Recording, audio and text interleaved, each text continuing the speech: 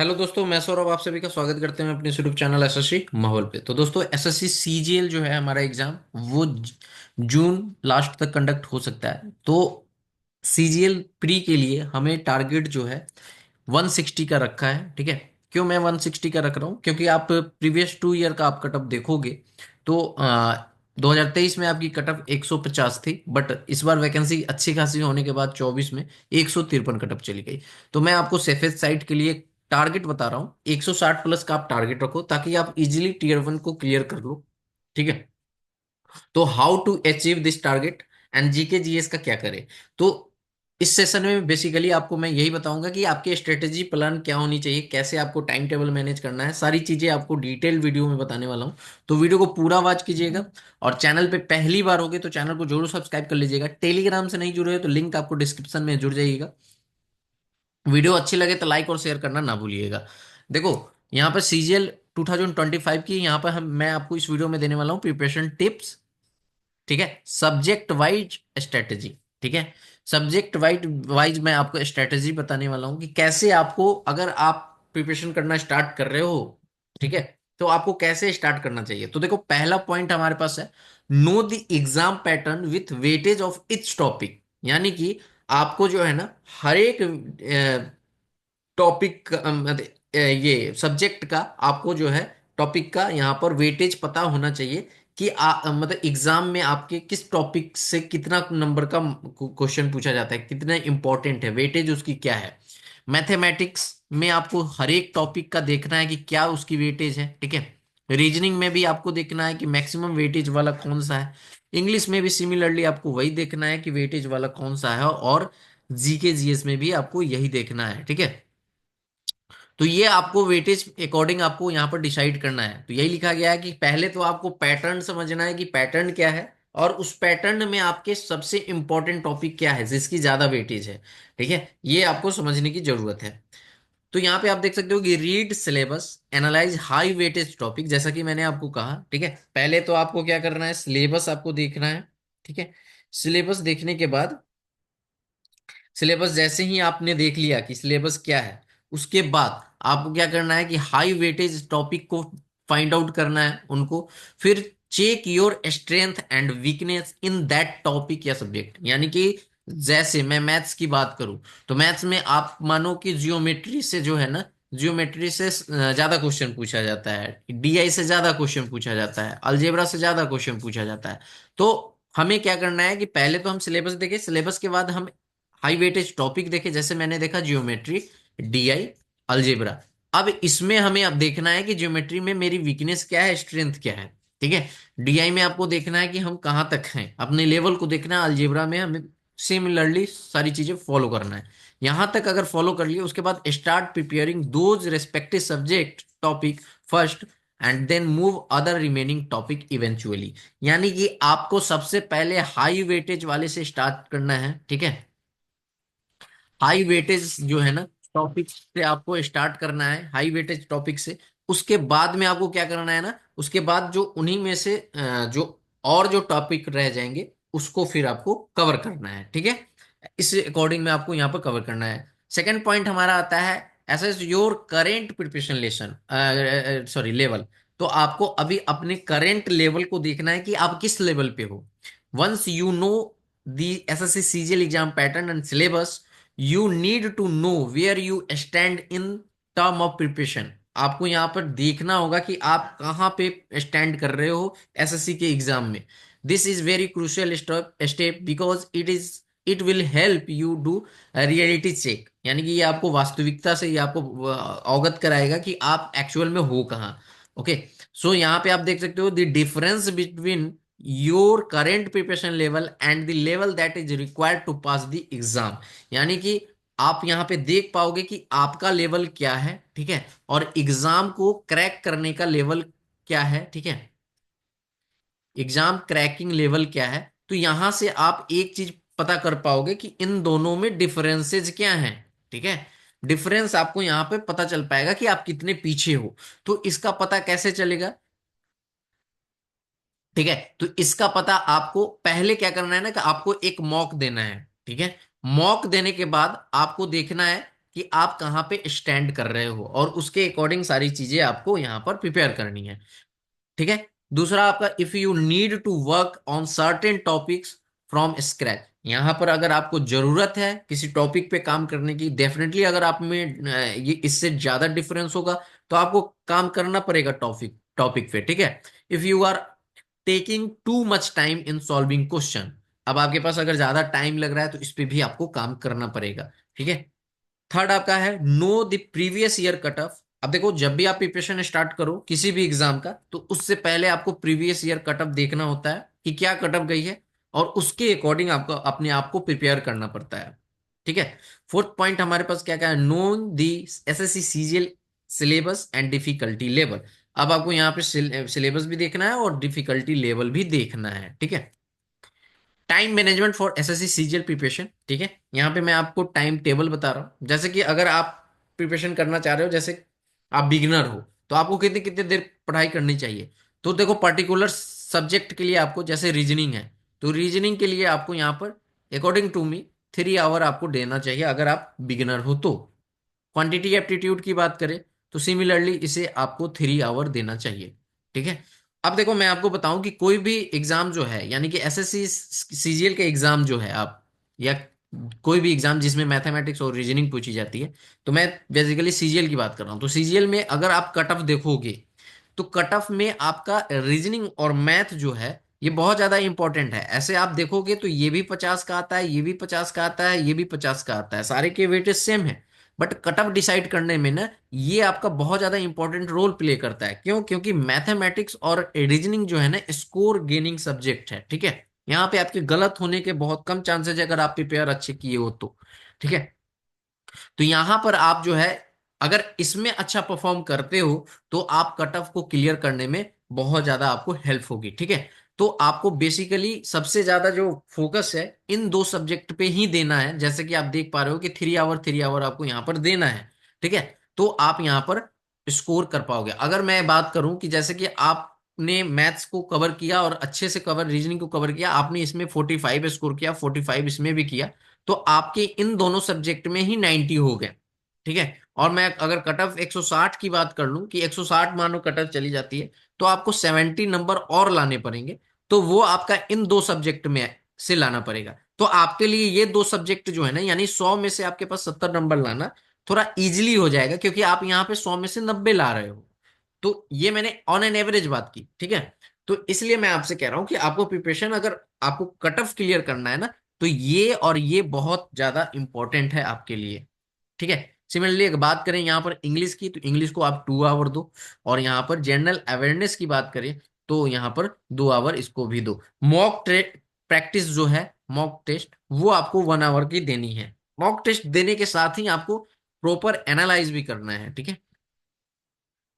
Analyse भी करना है। अब देखो, मॉक किसको देना चाहिए, मैं आपको बताऊं कि मॉक जो है, आप जब तक सिलेबस आपका कंप्लीट नहीं होगा, यानी कि अगर आपके सिलेबस 40% तक भी कंप्लीट नहीं है, तो मॉक आप वेस्ट ना करो। ठीक है। मॉक आप ना दो, क्योंकि इसमें होगा क्या कि आप 50, जब सिलेबस ही कंप्लीट नहीं है तो आप मॉक दोगे तो हर एक चैप्टर से क्वेश्चन आते हैं, तो आप अच्छा गेन नहीं कर पाओगे स्कोर, और आप अपने आप को डिमोटिवेट फील करोगे। तो पहले आप अगर बिगिनर हो, तो आपको क्या करना है कि इन सारी चीज पे आपको ध्यान देना है। पहले आपको रूटीन वाइज पढ़ना है। पढ़ने के बाद आपको क्या करना है कि जब आपकी प्रिपरेशन 50% भी सिलेबस कवर हो जाए, तो आप पर डे मॉक दो। ठीक है। वहीं बात करें रिपीटर्स और जो जो मतलब मैं, 2 to 3 टाइम्स पेपर में अपियर हो चुके हैं, आप लोग जो है पर डे 1 मॉक तो जरूर दो। ठीक है। और प्रॉपर उसको एनालाइज करो। एनालाइज करने के समय जो भी आपके वीकनेस हैं, ठीक है, कहाँ पे आपने क्या किया कि गलती किया, वो आप जो है नोट डाउन करो अपने नोटबुक में, और फिर उस पे वर्क करो, उसको सीखो कि आपसे क्यों गलती हुआ, क्यों आपने यहाँ पर मिस्टेक किया, क्या वो क्वेश्चन आपको आता था, आपने सिली मिस्टेक किया है, या आपका वो टॉपिक कवर नहीं था, तो उसको कवर करो। ठीक है। फिर जाके सेम मॉक को अल्टरनेट डेज पे दो। जैसे कि आपने कोई मॉक 1 लगाया, और यहाँ पर आपसे जो भी गलती हुई उसको आपने एनालाइज किया, और एनालाइज करने के बाद अल्टरनेट डेज के बाद, यानी कि एक दिन की गैप के बाद, आपको नेक्स्ट डे फिर से री अटेम्प्ट इसी मॉक को दो, और देखो जो आपने गलती किया था क्या वो आपका इंप्रूव हुआ या नहीं। ठीक है। तो इस तरह से आपको काम करना है।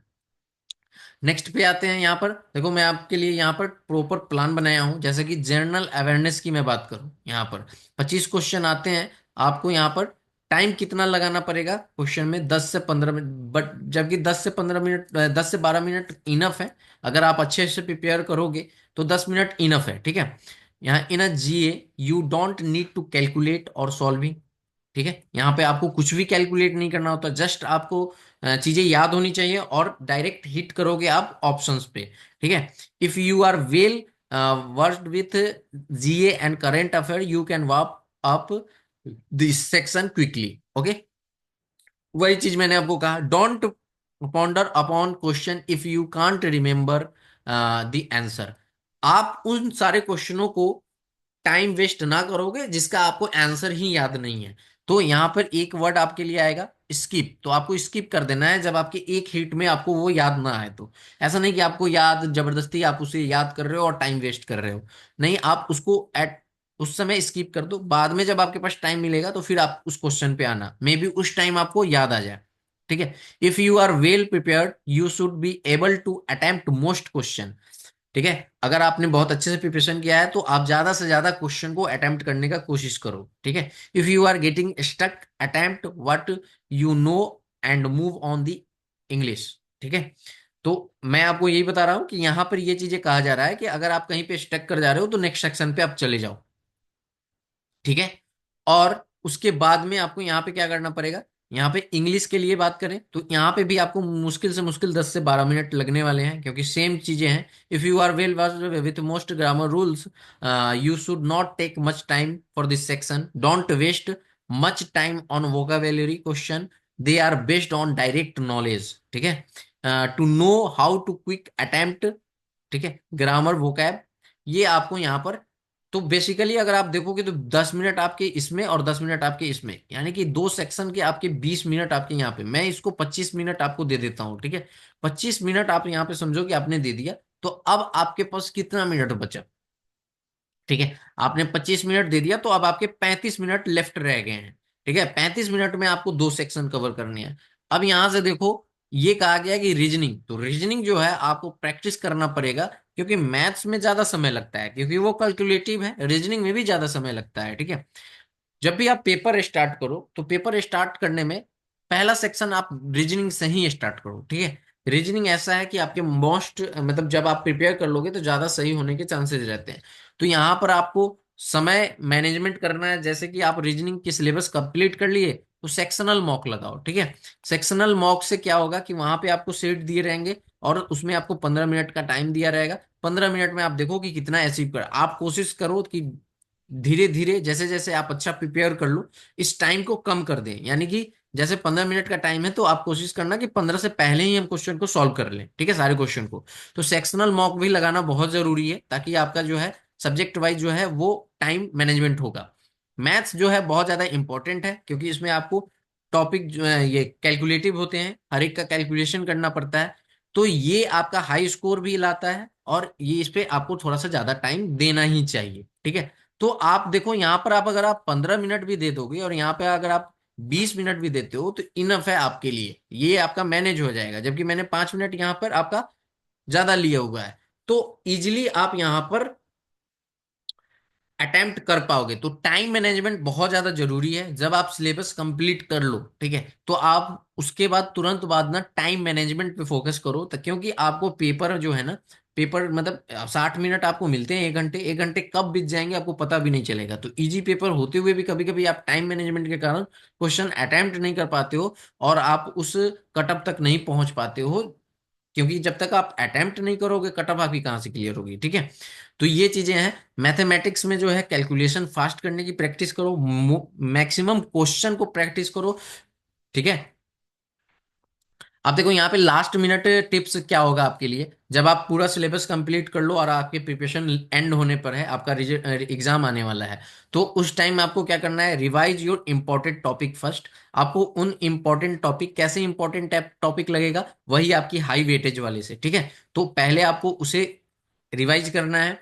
Solve the mock test and series, फिर आपको मॉक टेस्ट सीरीज देना है। फिर उस टाइम भी देखना है कि कहाँ कहाँ आप लैग कर रहे हो, कहाँ कहाँ आपका मिस हो रहा है, उस पर वर्क करो, ठीक है।